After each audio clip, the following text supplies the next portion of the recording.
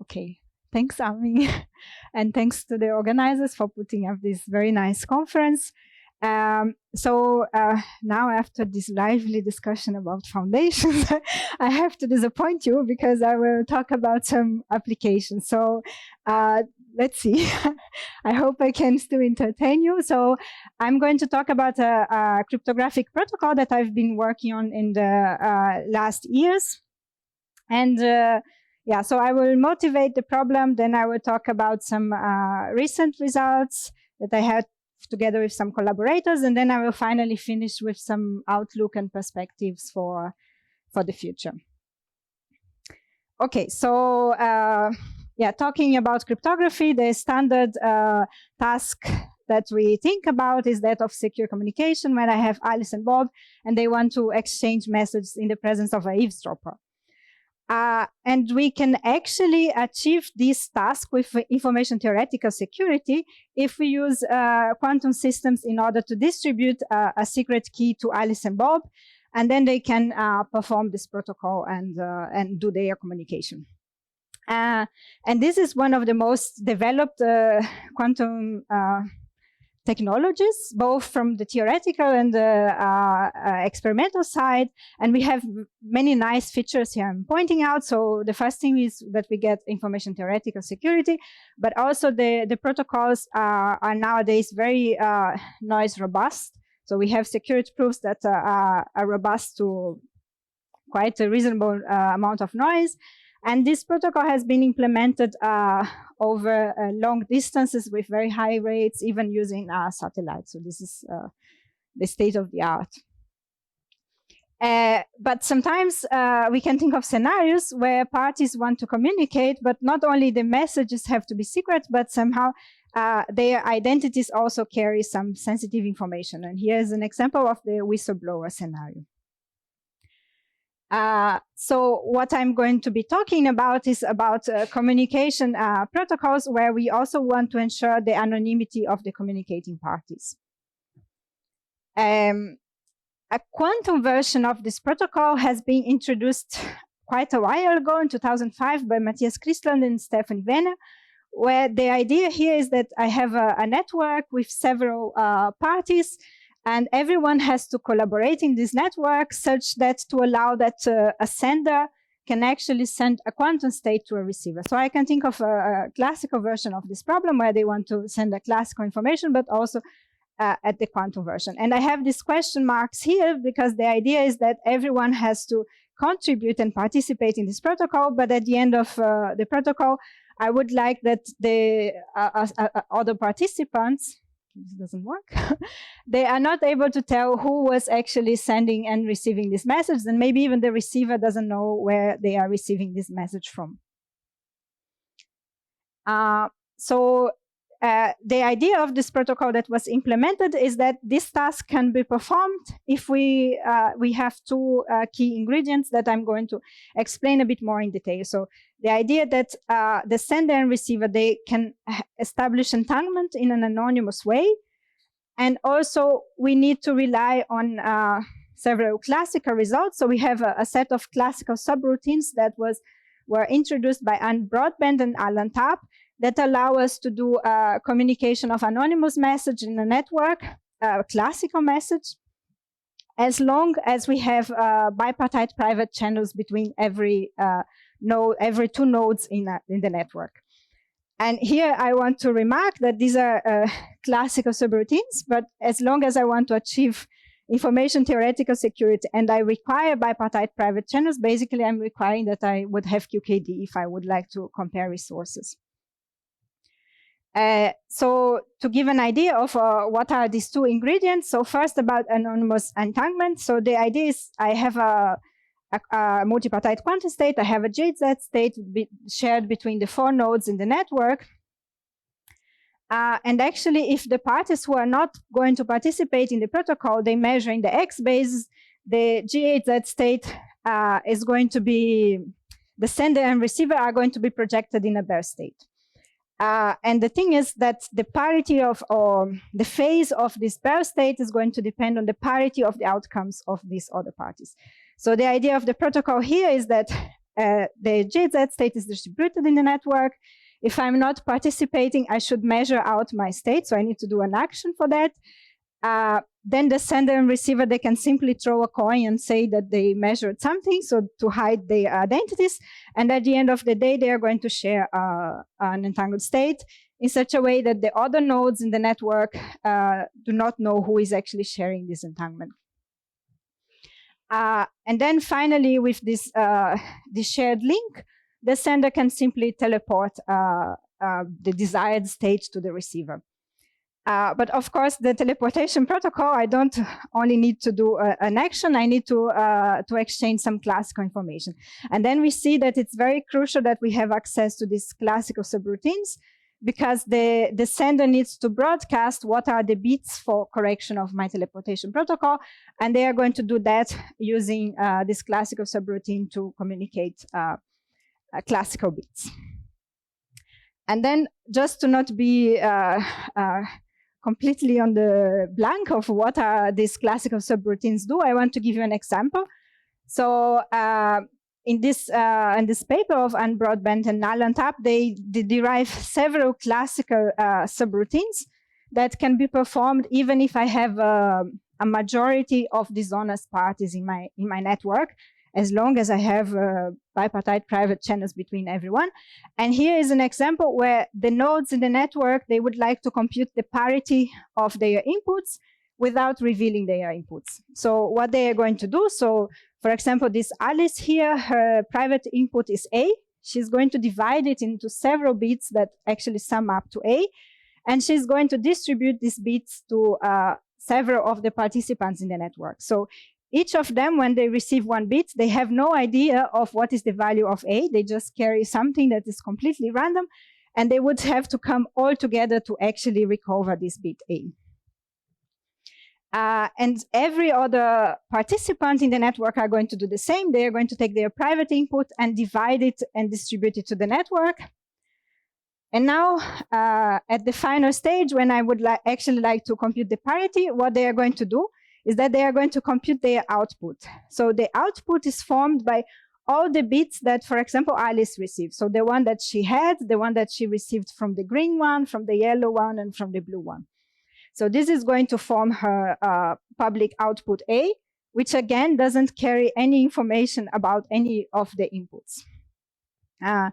But of course, the parity of the outputs is equal to the parity of the inputs. So in this way, they can actually, so like we have an explicit protocol to compute the parity in a network. The protocol is classical, involves only bits. The only thing that I need is that when I distribute my inputs over the network, this is done privately. It's not public, so I need to use my private channels.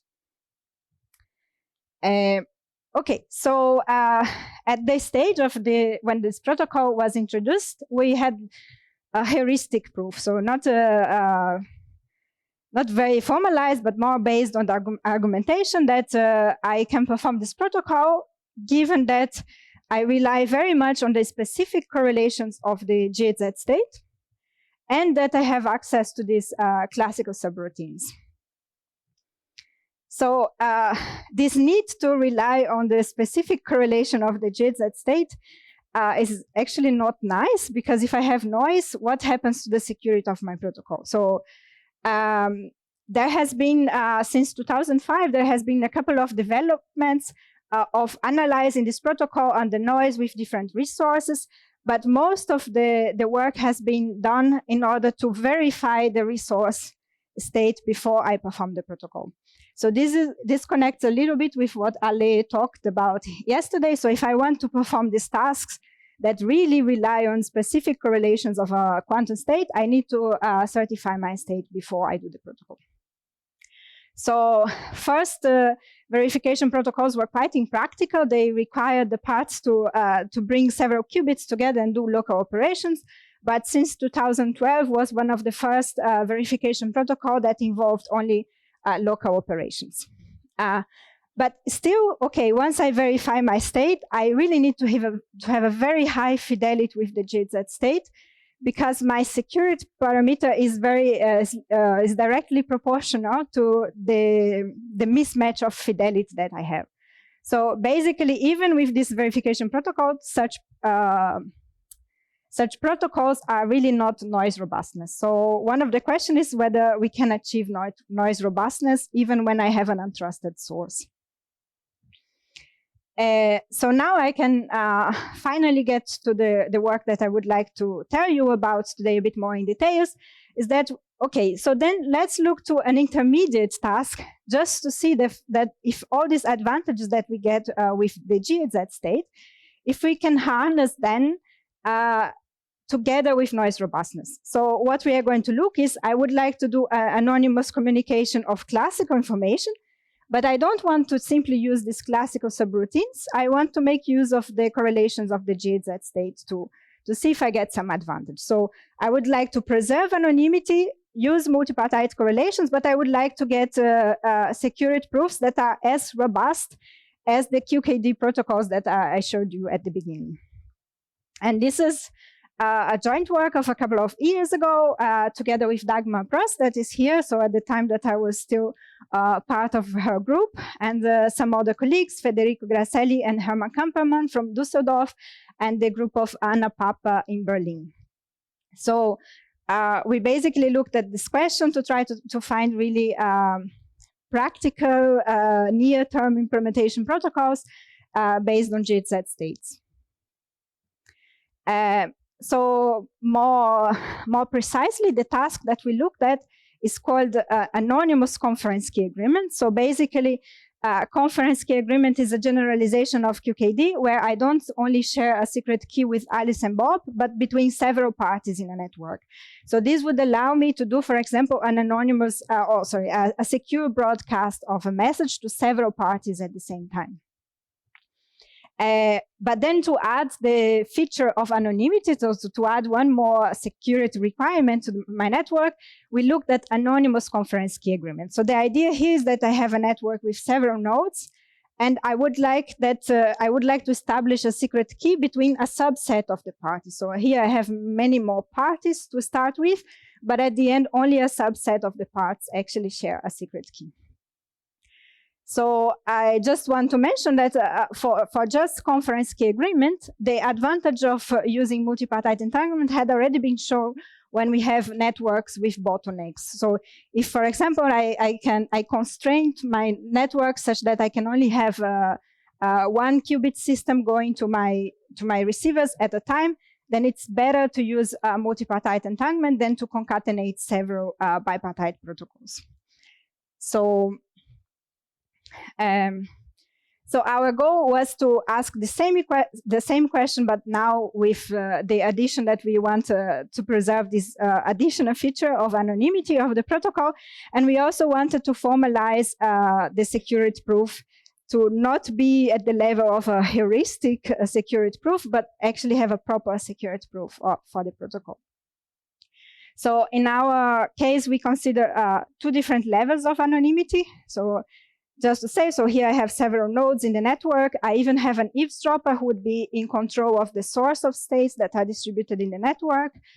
And in the first case that we call ACA, Anonymous Conference Key Agreement, we have the sender and receivers, they know the identity of each other. They just want to hide their identities from the remaining of the network. And in the case of fully ACA, is the case that we have that even the receivers don't know who actually wishes to establish a key with them. So we just distinguish these 2 levels of anonymity. And you will see why. One of the challenges in cryptography is that, okay, when I define which task I would like to do, I actually need to define properly what is the security of my protocol. So here we define the epsilon security for each of the features that I would like to have. I would like to define the roles of the nodes in the network, if you are a receiver, if you are a sender, or if you are just not participating.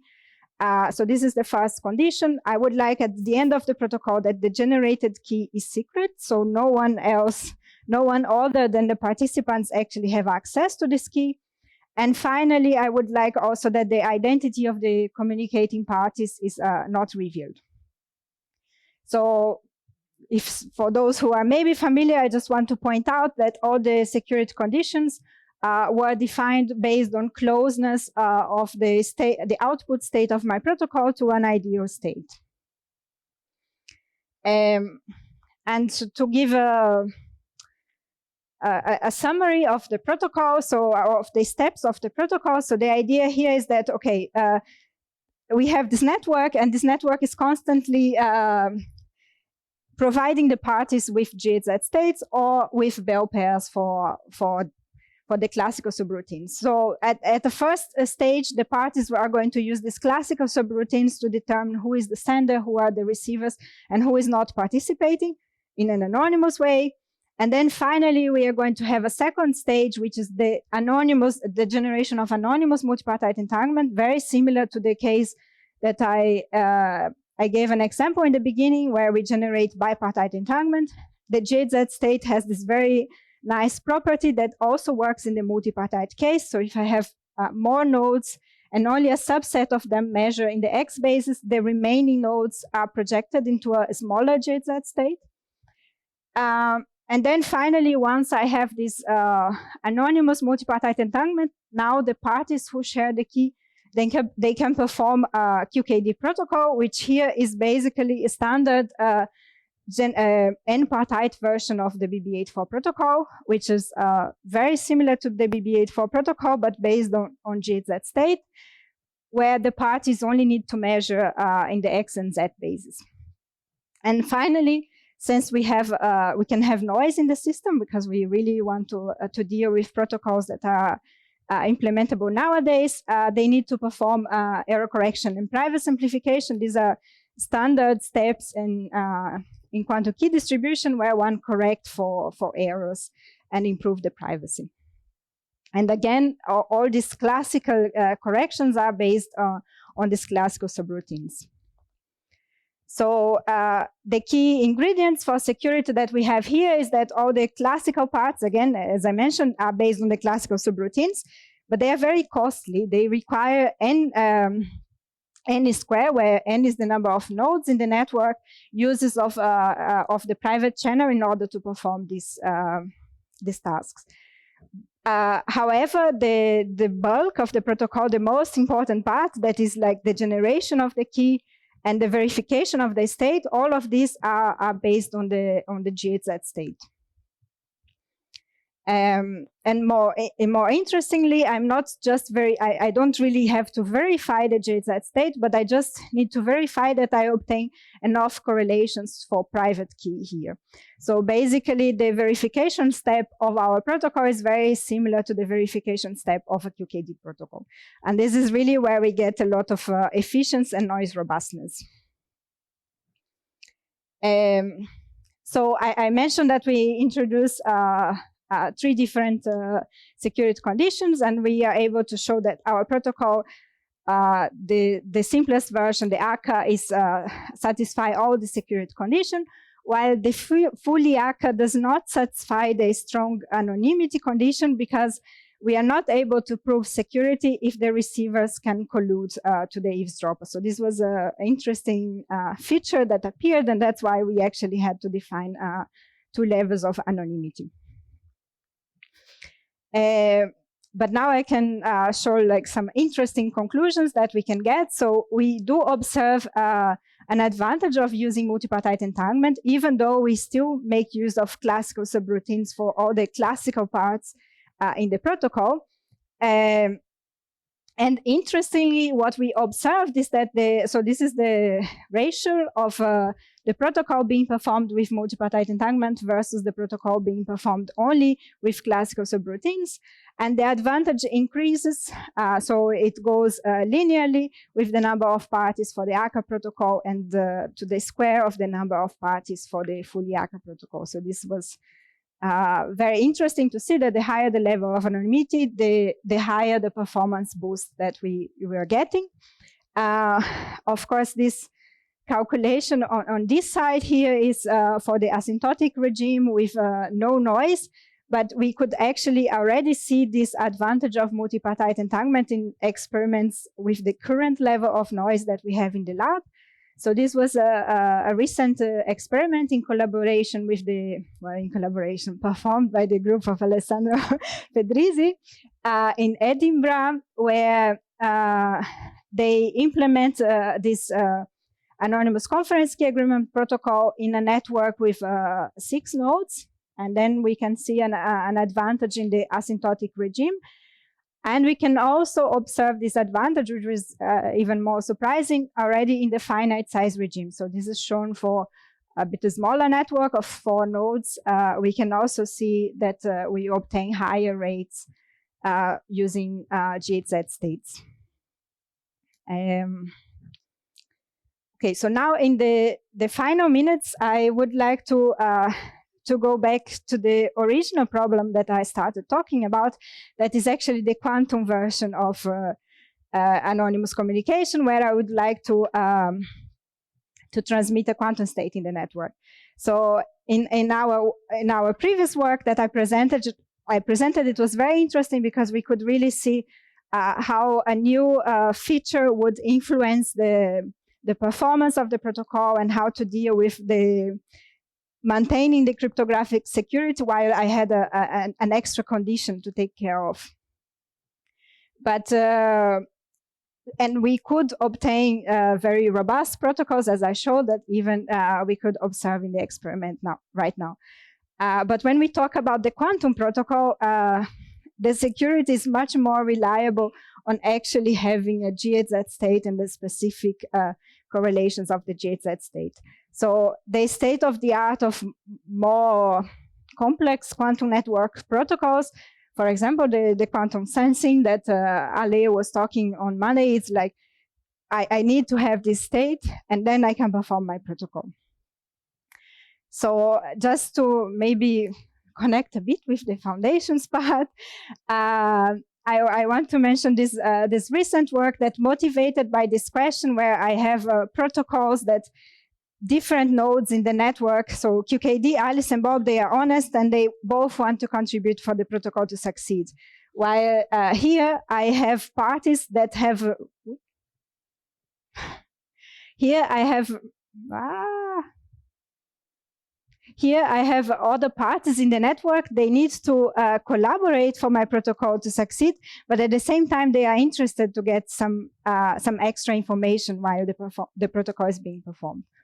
So motivated by this scenario, we recently asked the question, okay, I would like to certify the state in my network in the presence of dishonest parties, and can I do that in the device-independent scenario?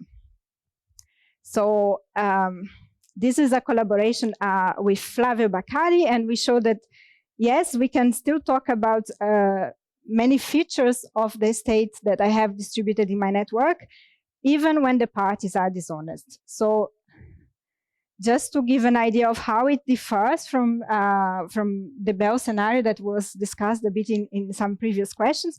So here I have several parties in my network. I have the black box scenario, so I'm not assuming what are the system and what are the measurements that I'm doing. But on top of that, in this case, I have some parties that could collaborate together. So I cannot really ensure that they are not communicating, they are not exchanging some information. So the question was, can I certify my state? And in this type of scenario, we can also get some sort of self-testing. So here we show that, for example, you can self-test that you have a GHZ state between the honest parties and the subset of dishonest. So a smaller GHZ state. So I start with a network of n nodes, but I can certify a k-partite GHZ state based on the violation of a very specific Baire inequality. So, and this type of guarantees is what we actually would like to have to prove anonymity. Yeah. So these are the type of guarantees that we need to have when we talk about such protocols. So I just wanted to mention, so this was a verification protocol that was motivated by this cryptographic task, but of course it's a very long way to go from the verification protocol to an actual security proof and security guarantees that I can infer from my state. Okay, so now I'm already at the end. So yeah, I just want to mention some outlook. So indeed, to derive general results from certification of the state. So this would be very interesting, so that we can have actually secured proofs for more interesting protocols. Robustness is still very much impossible to get for such type of quantum protocols. So even when I verify, I have to verify that I have fidelity very close to the target state. We unfortunately cannot yet get robustness to the level of QKD. And finally, another very important feature that we need to have in cryptography. So I talk about security, but I don't want my protocol to be security just for that task. I generate a secure key, but of course I want to use the secure key to do something else.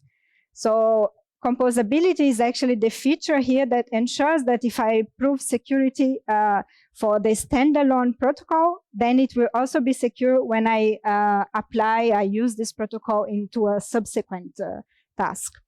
So for QKD, this problem is very well solved. So the security proofs that we have, the security definitions, they are composable.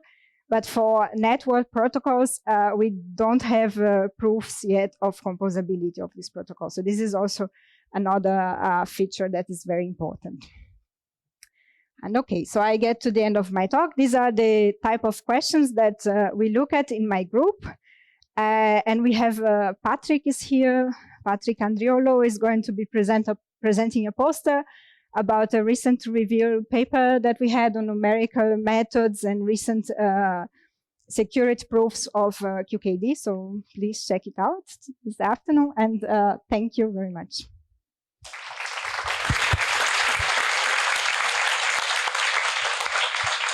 Thank you, Glaucia. Questions for the speaker?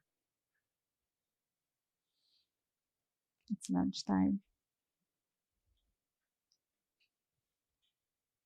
Okay, so I was wondering, so you addressed multipartite entanglement versus bipartite entanglement and said that there is an advantage in GZ states.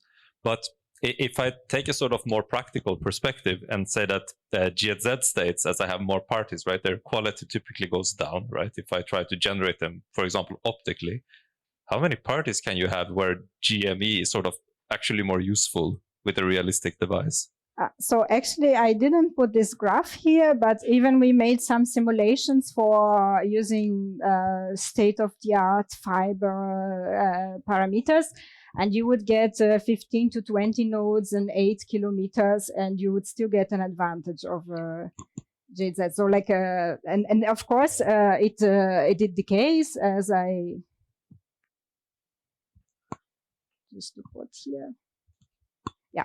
So I showed the linear advantage, but this eta here is the transmissivity of my channel, and it of course decays exponentially because as soon as I have a photon loss, I don't have entanglement anymore in the GZ state. But even with this loss and so let's say short distance, 10 kilometers, and then you could go up to 20 nodes. And that's neat. Yeah. Thank you. All right. Any further questions? All right. Then let's thank the speaker. Thank you.